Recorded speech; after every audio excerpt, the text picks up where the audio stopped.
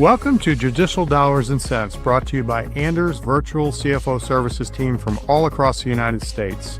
I'm John Scott, and in each episode, we'll shine a light on the financial side of the legal world, turning law firm numbers into impact-driven stories. From taxes and profitability to practice growth and leadership, we sit down with law firm innovators who are shaping the future of the profession. Let's dive in, right here on Judicial Dollars and Cents.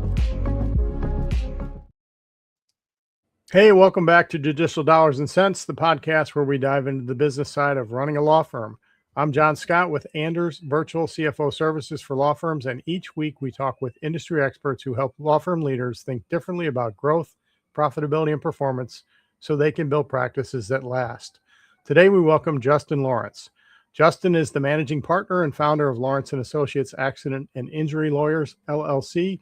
It's a multi-state personal injury firm serving clients across Ohio and Kentucky. Justin founded the firm in 2005 and grew it from the ground up into a respected practice handling personal injury, property and casualty claims, workmen's compensation, and Social Security matters. He's recognized as a top attorney in both Ohio and Kentucky, and he's a member of the Multi-Million-Dollar Advocates Forum and has been named a national trial lawyer. While his background includes significant courtroom experience, Justin now focuses much of his time on leadership development, building scalable systems, and evaluating client experiences across the firm. Justin, welcome to the show. Hey, John, thank you for having me.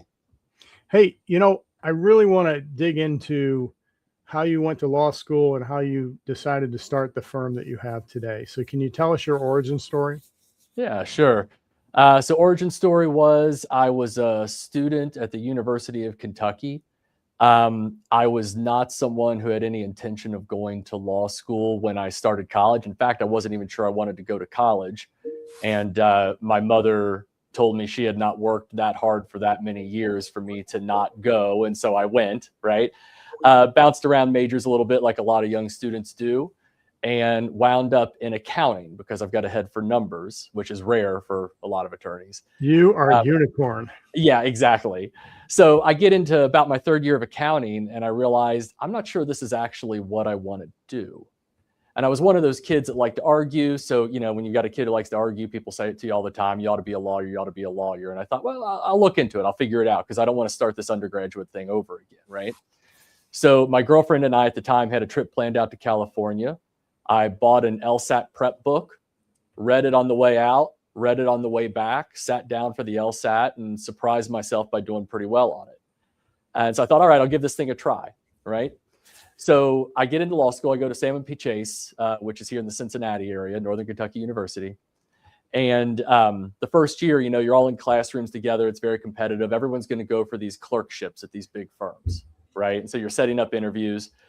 And that was exactly what we had done in the accounting program. And it was part of what made me want to back out because I didn't think that I wanted to work for some big company and be kind of a cog in the machine. And so I'm in the rat race. I'm doing all that. I'm doing well in my first year. And I schedule all my appointments. And all of a sudden I realized this is exactly what I just left in the accounting world. And now they're sending me to it in the law world as well, right? And so I canceled every single one of the interviews, never did a single clerkship. And I decided right then and there toward the end of my first year, I was going to open my own law firm. That what I really wanted was to work for myself. Wow. And I got lucky. Like I loved law school, even though I didn't really intend to go in the first place. Once I got there, it was amazing. And once I got out, I loved practicing law. Did your mother say you're welcome? Yeah, yeah, exactly. Yeah.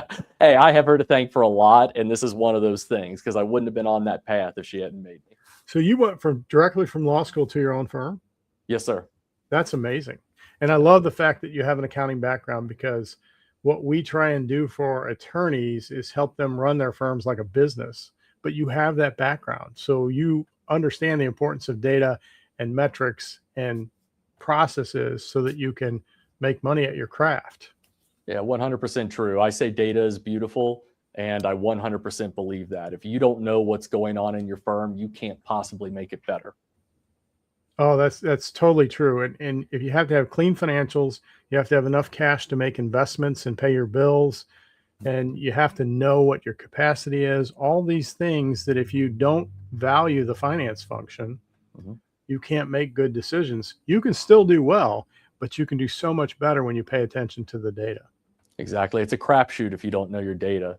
Like one of the things that got me early on when I decided that what I really liked was the injury work, because I have kind of a, David and Goliath complex, right? I like to take on the bigger company, the government, whatever it is.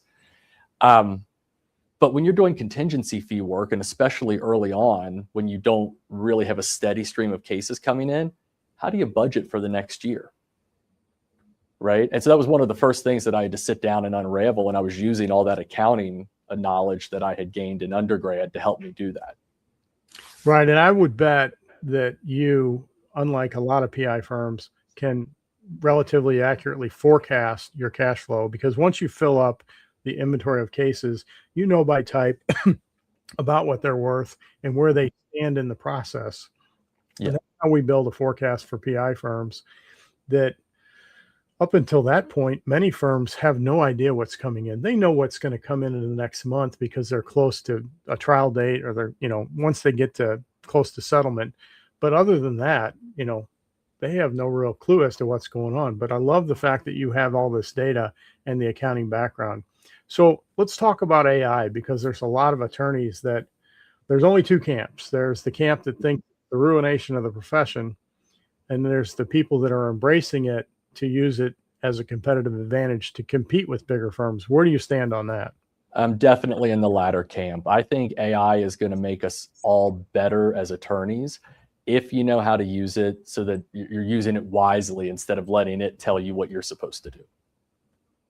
Yeah, I couldn't agree more. And it's ever changing. I liken it in the accounting world to when we used to do everything on green bar paper by hand, including amortization, depreciation schedules.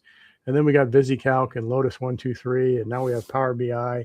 Now we're going to have agents and bots that can come in and do a lot of the repeatable things. We still need human intervention and oversight, but it's going to compact or compress the time it takes to do those routine, mundane things. So building a firm from the ground up, what struggles did you go through as a solo practitioner, and as you built it to what you are today? So first struggle was trying to figure out, where's my next dollar coming from? Because again, I had cases, like I said, and I'm trying to budget into the next month or the next year so that I can take some of the money that I'm earning and using it to grow. But if you don't know when you're about to have a drought, because you're a young solo, right, and you don't have any cases settling or trying that month, you don't know when you can spend money on growth. So, I sat down and I started figuring out average fees, average durations. How long does it take me for this practice area to see a case from open to close? And what can I expect out of that case on average? And then that led me toward more volume instead of being more of a boutique firm. Because with better volume, you can get a better average. Right. Another thing that we did was we started looking at, client satisfaction and net promoter scores. We started really pushing referrals back in. So for example, if you can drive your client satisfaction high enough and you're asking them at the end, would you refer us to someone else? You get that on a scale of 1 to 10, right? You get your net promoter score from that. And whatever you can do to try to drive that score up, that you're just over time statistically more likely to have those clients refer their neighbors, their friends, their family, et cetera, back to you. And you can grow a business that way as a young person who doesn't have a whole lot of advertising dollars. So that was just something that I paid attention to. Another thing was I had to learn what my weaknesses were, right? None of us is perfect at everything. None of us is perfect at anything, but we're not good at everything. And so I had to learn, what is it that I'm not doing well here? And then I had to hire people in who could do that better than me. Right. I love this. Yeah. So, a good example of that, one of my partners is the COO here. He and I have been working together for 11 years now. And I'm a guy who I'll have 100 ideas a day, more than I can possibly implement.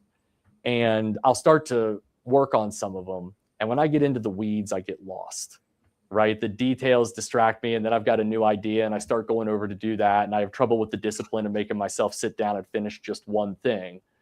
And my partner, Pete, he's that guy.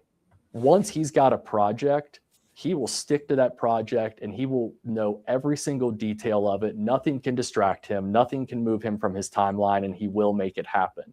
And so we just work together really, really well at a high level. When we decide to do something and we set out a calendar for the year on how we're going to accomplish all these things, if it was just me, we wouldn't make all those deadlines. You guys are the perfect partners because you're the entrepreneur, the idea person, and he's the doer. Yeah, that's exactly right. That's exactly right. And it's not to say that I can't get things done or that he doesn't have great ideas, but both of us have this niche that if we stick to it, we complement one another really well. You know, and I love the fact that you talked about early on a struggle with cash, because that's one of the things that we try and set targets for firms is to hold on to enough cash at all times. And the rule of thumb we use is 10 to 30% of expected revenue. So a less risky firm, an hourly billing firm with 8 clients that, you know, they pay by return mail, they can keep 10% of next year's expected revenue in the bank. Right. But a more risky firm, like a PI firm that has case costs that they invest in and has not so regular paydays, they probably need to skew towards that 30% number. And you can use a line of credit to do that, but I see too many firms rely on debt, especially in the early part of the year, because they took too much cash out at the end of the year. And then you're just kind of chasing your tail in the first part of the year. Hey, if you looked back at the early days of your firm, what one thing would you do different if you had it to do over again? One thing that I did very early on was, in terms of managing people, my natural impulse is to be everybody's buddy. I'm not a dictator or anything, by nature. And I've learned over the years that it is better to set some very carefully, worded, but strict boundaries. And so early on, when I was managing people, I still believe nobody comes to work wanting to do a bad job that day. Most people, almost everyone comes in and they want to do a good job. But if you're not giving them the guidelines that tell them what a good job is, they're all going to go off in their own direction. So from when I first set up the firm and first started hiring people, and I hadn't learned that lesson yet, there was sort of a permissiveness in the way the jobs were being handled that meant we weren't putting out the best quality product. And when I realized what was happening, I went in and fixed it. But because people had started off with this much more permissive structure, to start constricting it down on them, even in ways that are objectively very reasonable, that was a harder process. And that required, some trauma within the company that didn't need to be there if I had understood this lesson from the beginning. If you had set those boundaries early on. Yeah. You have children. Are they boys or girls? I have 2 children, 1 boy, 1 girl, 16 and 14. Okay. And so you already know this, but especially the boy, they need boundaries, right? 100%. If you don't set those boundaries. And the other thing is when you set a curfew, whether it's 10:30, 11 o'clock, once you extend it to the next half hour, you can never go backwards. And that's what you experience with your employees. That's exactly right. I still get the text. How about 11:15, Dad? How about not? It's a big decision because it's always going to be 11:15 or later after that. Exactly. So client experience, I know that's a big thing for your firm. Mm-hmm. How do you measure it? And you mentioned that promoter score, but mm-hmm. Is there anything else you do? Do you reach out and interview clients about their experience post-case? Yeah. So every single client gets an internal survey partway through their case, and at each point where we're resolving a part of the case for them. So for some people, that's just one end of case survey. Sometimes they'll get 2 or 3, depending on what type of case it is. And even clients that we're terminating representation because we've done an investigation and we find that we can't move the case any further for them for whatever reason, they still get that survey. And what I've noticed on those is it is extremely rare that I get either positive or negative feedback because of the end result of the case. So it's not, oh, you got me a lot of money, or, oh, you told me you couldn't represent me. I'm happy or angry because of those things. Instead, when they give us responses every single time, it comes back to communication. And so what we've done in response to that is we put in a lot of rules regarding client communication to make it both frequent and high quality. And by doing that, we're driving that client experience. Do you have a dedicated team that does those interviews that are non-attorneys? The surveys, you mean? Right. Yeah, so I do. We have a marketing department. Okay. And inside marketing, they actually send out the surveys and get those responses, collate data, and produce a report. So if you did have an issue where communication was a problem, you could address it right away because you know about it. It's not something they would go away thinking bad about the firm. Yes. And on top of that, every single month, the results of those surveys get published. So everybody knows they're going to be able to see every positive and negative comment that those clients give. The attorneys who I manage, they have as part of their metric system, high net promoter score, right? We have to know the clients are satisfied. And then the non-attorneys, as part of theirs, they have what we call report cards every month. And it's where a random case gets pulled and evaluated by their manager. They get a grade on the report card. And one of the things they're getting graded on is the quantity and quality of their communication. That's interesting. Have you thought about scaling and expanding beyond Ohio and Kentucky? Yeah, I have. And that was a hard decision for me because you can grow tall or broad, right? Mhm. And I talked to a few older attorneys about it who, had been successful, and some of which had gone broad. But even the ones who had gone broad told me, go tall first. Don't Right. expand so much that you're not getting all of the market share where you are already.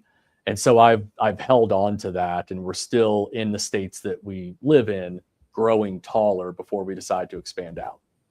Yeah, but you're doing a lot of things right. So I think once you get the secret sauce, it would be easy to plug and play in the next locality.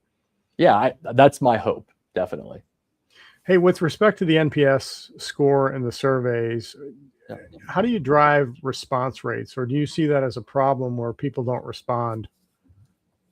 Yeah, they're low response rates. There's no question about it. So there's two ways that I drive it. One is the attorneys are required to talk about the survey, ask for a response whenever they're doing their final meeting with the client, no matter what kind of meeting that is, right? So we're not allowed to shy away from, say, getting a response on a case that we lost. They still have to present it and ask for it.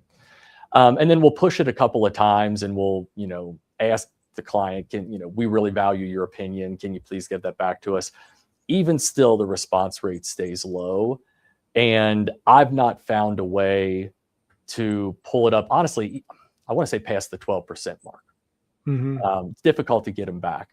But the ones that do come back have consistent enough responses that I think I'm getting a good sample size over time to make good judgments from them.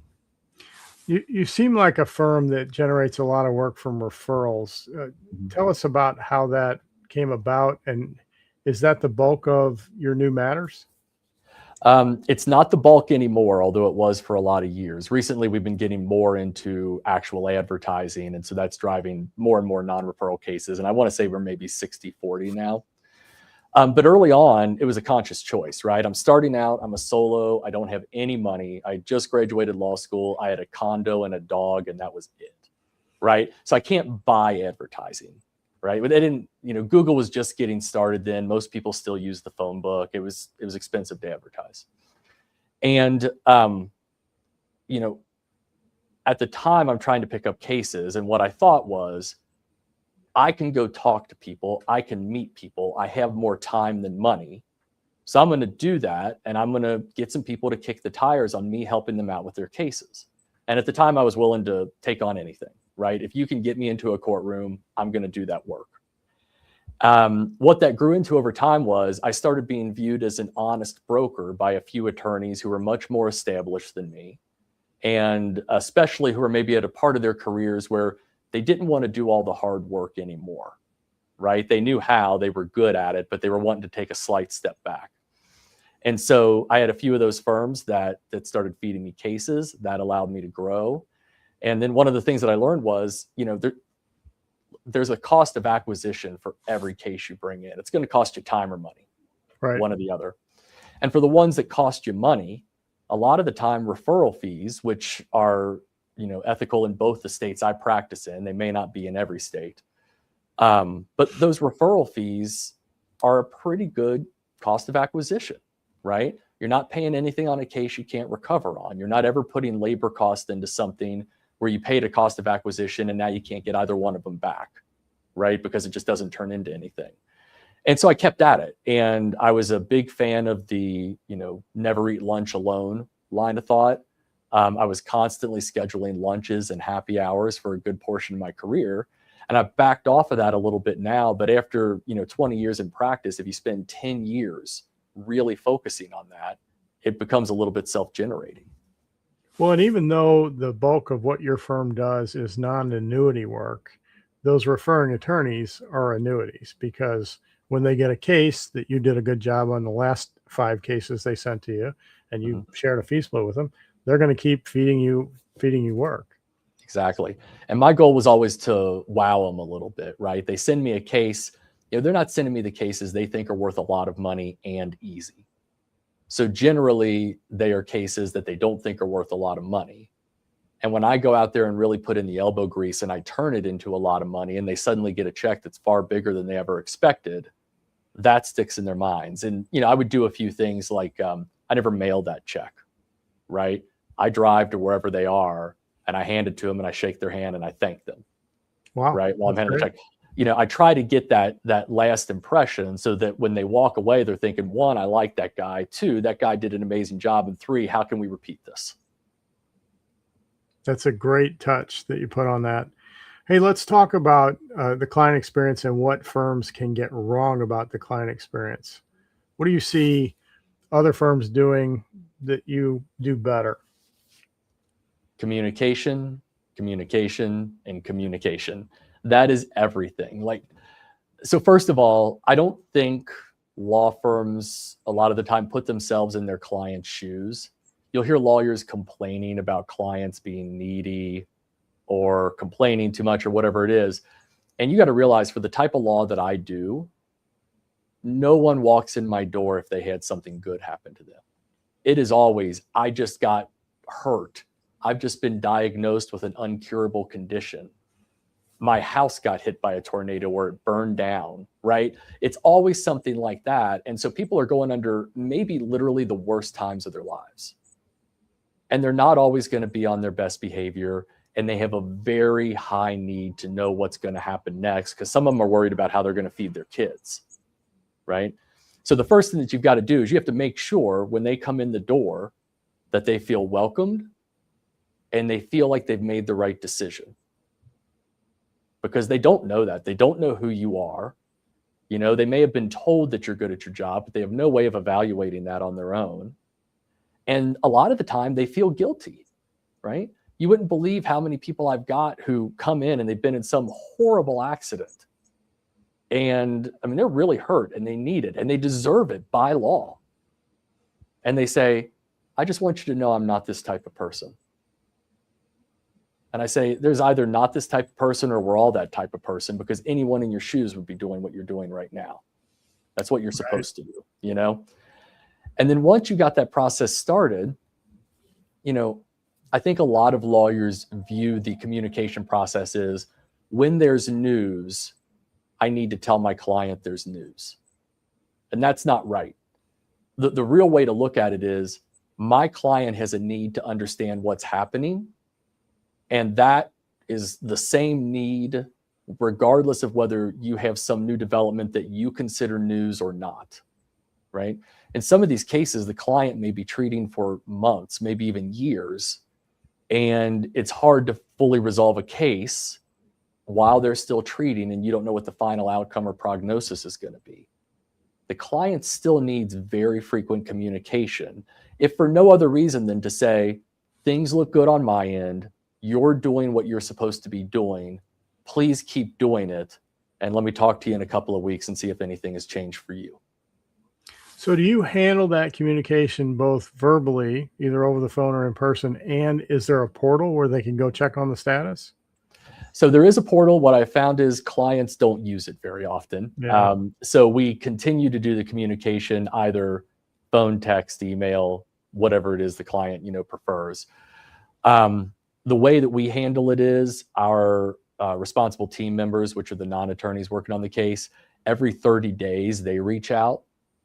For the attorneys, every 6 weeks, even if nothing else is happening that requires their attention, they're required to go through the file, confirm everything is going well, and then reach out to the client and explain, what's the status of the case, talk to me about what your needs and concerns are. Justin, you have a great firm. It seems like you're building a firm that's going to outlast you, something that'll be transferable, saleable. I want to compliment you because a lot of firms, they're really great attorneys and they're great at their craft, but they don't run it like a business, and you really do. Hey, before we wrap up, I want to ask you about something that might be unique to your area, and that's the Bourbon Trail. What is your favorite brown liquor and why? Great question. So for me, I would say my favorite bourbon is probably a little Blanton's. Okay. Now, what kind of Blanton's? I have gotten my hands on a couple of gold label bottles, and if you can do that, you're riding high. That's a damn good bourbon. But even the regular Blanton's, if you can find it somewhere, I like it a lot. And if you're looking for one that you can just buy on the shelf somewhere and it's kind of pleasing to all palates, go get some Angel's Envy. Can't go wrong. It's right out of Louisville, Kentucky. Yep. Been there a couple times. And one of my partners is a bigger brown liquor connoisseur than I am. And he will go into any liquor store that he sees, down at the Lake of the Ozarks in southern Missouri. And they all get these allocations of things. And sometimes they don't know what they have. Yep. So he was telling me he was down at the lake and some great brown liquor he was looking for was there. And he bought, 3 bottles of it. I go to the little liquor store near my house and I go, hey, you guys get an allocation of these things, right? Mm-hmm. And the guy behind the counter, he knew exactly what was going on because he upcharged that. He goes, yeah, I got it. Here's what you wanted. It's $600. I'm like, okay, we're good. Yeah. Now around here, they'll make you join a lottery a lot of the time and all that. And I wasn't going to do all that. Luckily, a friend of mine one day introduced me to a guy named Gary. He owns a small shop and he doesn't play any of those games. Yeah. The first time I went in there, he didn't know who I was, and he's kind of walking down the aisle and he says, well, Nate sent you. Hey, you see that bottle? You ever tried that bottle on the shelf there? I said, no. He said, that's a good bottle. I said, thank you, Gary. I'm going to buy that. He said, what about that one over there? That's a good bottle too. I said, I'm going to buy one of those too, Gary, right? I did that about 3 or 4 times going down the aisle with him. And he said, I told him I like Blanton's. He said, I got a little Blanton's in the back. Let me go grab a bottle for you. I said, thank you very much, Gary. And since then, I got a guy. He knows he's the only one I go to. And I mean, I don't care if I'm buying, a bottle of Basil Hayden for my in-laws or something that I could get anywhere. I drive to Gary every time. Gary's a good connection. Gary's a good dude. You got a great firm. And if this firm thing doesn't work out for you, I think you should go consult in the legal industry and teach other people how to run their firms like a business. If people want to get a hold of you, how can they contact you? 2 good ways to get a hold of me. So if you want to call me, office number 859-371-5997. If you want to email me, you can get straight to me going to Justin, Justin, @lawrencelaws.com. Well, thank you so much. And thank you all for tuning in to Judicial Dollars and Cents. If you enjoyed today's episode, be sure and like, follow, and subscribe wherever you listen to podcasts. It helps us grow and ensures you never miss an episode. We'll see you next time on Judicial Dollars and Cents. Thanks for joining us on Judicial Dollars and Cents, presented by Anders Virtual CFO Services. If you found value in today's conversation, be sure to follow or subscribe wherever you get your podcast. To learn more about how Anders helps law firms strengthen their financial foundations and drive growth, visit anderscpa.com. Until next time, keep making smart decisions that make perfect sense.